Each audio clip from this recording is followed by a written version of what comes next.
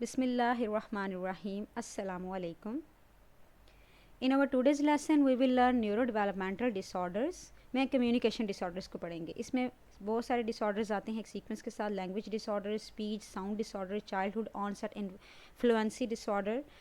social pragmatic communication disorder, unspecified communication disorder। Kindly video को आगे जाने से पहले मेरे चैनल को लाइक करें, सब्सक्राइब करें और अगर आपको वीडियो पसंद आए तो अपने फेलोज़ के साथ इसको शेयर करना ना भूलें।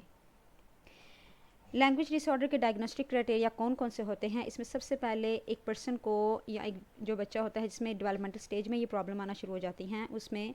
एक पर्सन को या बच्चे को बोलने में प्रॉब्लम आ सकती है, लिखने में प्रॉब्लम आ सकती है, या साइन जेस्चर लैंग्वेज को शो करने में प्रॉब्लम आ सकती है, वोकैबुलरी रिड्यूस होती है, लिमिटेड सेंटेंस स्ट्रक्चर होते हैं, मतलब एक कोर्स के साथ वो नहीं बोल पाता है, किसी भी इवेंट को या किसी भी कन्वर्सेशन को वो सही तरह से डिस्क्राइब नहीं कर पाता है, और इसमें सेंसरी इम्पेयरमेंट या मोटर डिसफंक्शनिंग इन्वॉल्व होती है। सेंसरी इम्पेयरमेंट एक ऐसी कंडीशन है जिसमें एक पर्सन एक या एक से ज़्यादा जो स्पेशल सेंसेस होती हैं उनको लॉस कर देता है, जिसमें sight, hearing, smell, touch, taste and special awareness longer तरीके से आसानी से काम नहीं करती या पूरे प्रॉपर वे में काम नहीं करती। मोटर डिसफंक्शनिंग में जो मोटर डिसऑर्डर्स के सिम्टम्स होते हैं जैसे tremors, jerk, twitches, spasm, contraction या गेट प्रॉब्लम जैसे कि चलने फिरने में प्रॉब्लम आना, एक रफ्तार के साथ नॉर्मल रफ्तार के साथ नहीं चल पाना। ट्रेमर जो है वो एक uncontrollable shaking of N arm और लेग, यानी मुसलसल टांग और बाजू जो है वो उसके कंट्रोल में नहीं रहती। ट्विचेस या बॉडी में किसी किस्म का जर्क आना, किसकी वजह से आना कि कोई अचानक भड़का देने वाली आवाज़ हो, कोई सडन पेन हो जिसकी वजह से बॉडी में ट्विचेस आना शुरू हो जाए, जर्क आना शुरू हो जाए। अब इसमें diagnostic feature of language disorders को कैसे डायग्नोस किया जा सकता है? लैंग्वेज की जो लर्निंग एबिलिटी होती है उसका जो इन्हसार होता है वो डिपेंड करती है दो तरीक़ों पर, एक्सप्रेसिव और रिसेप्टिव। एक्सप्रेसिव एबिलिटी दरअसल हमारे वोकल्स, जेस्चरल और वर्बल साइन लैंग्वेज को प्रोड्यूस करती हैं, जबकि रिसेप्टिव एबिलिटी जो है वो एक प्रोसेस होता है जिसमें हम रिसीव करते हैं किसी भी मैसेज को और फिर अपने उस मैसेज को कंप्रीहेंड करते हैं, समझने के लिए, अंडरस्टैंड करने के लिए उस सिचुएशन के मुताबिक उसको सादा अल्फाज का चुनाव लेते हुए इस्तेमाल करते हैं। अब हम इसका डायग्नोज दो मज़ीद तरीक़ों से भी कर सकते हैं। फॉर एग्ज़ाम्पल किसी पर्सन की, किसी चाइल्ड की academic achievement, occupational performance, effective communication से, सोशलाइजेशन, होम स्कूल वर्क से एस्टिमेट करना कि उसकी लैंग्वेज के अंदर कौन कौन से इश्यूज़ हैं, हम इसके ज़रिए से उसका डायग्नोज कर सकते हैं।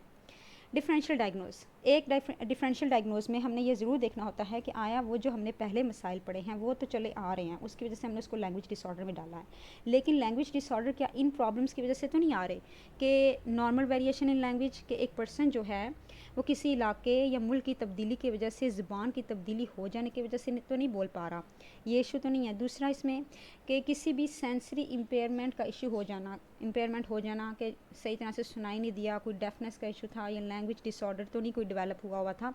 उसकी वजह से ये देख पाना। इसी तरह इंटेलेक्चुअल डिसेबिलिटी, चूँकि हमने इंटेलेक्चुअल डिसेबिलिटी के क्राइटेरिया बी में सोशल इश्यूज़ पढ़े कि सोशल डोमेन में एक पर्सन, एक जो चाइल्ड होता है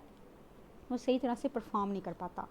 अब उस सोशल डोमेन को माइंड में रखते हुए उसमें जितने भी जो उसके स्पीच के इश्यूज़ थे उनको माइंड में रखना और ये भी देखना कि इंटेलेक्चुअल डिसेबिलिटी किसी न्यूरोलॉजिकल डिसऑर्डर्स की वजह से तो नहीं आ रही, और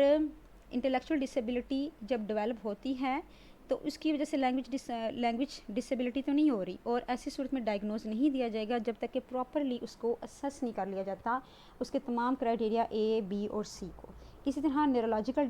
डिसऑर्डर में जैसे कि एपिलेप्सी जो है उसका जब डेवलप हो रही होती है तो उस दौरान भी लैंग्वेज इम्पेयरमेंट के इश्यूज़ आ सकते हैं। ऑटिज़म स्पेक्ट्रम डिसऑर्डर में 3 साल से जो छोटा बच्चा होता है वो मुकम्मल तौर पर चूँकि बोलने की तरफ माइल नहीं होता, सीजर में 3 साल से बड़ा बच्चा लैंग्वेज लॉस का शिकार नज़र आता है और इसी वजह से एपिलेप्सी को भी दोबारा से इसी प्रोसेस के दौरान असेस कर लिया जाता है।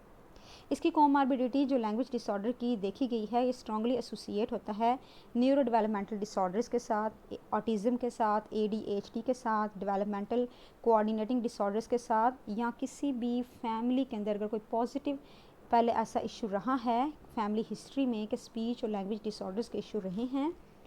तो भी ये इसकी पॉसिबिलिटीज़ हो सकती हैं लैंग्वेज डिसऑर्डर्स की।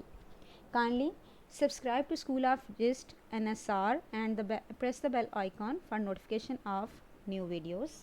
Thank you very much.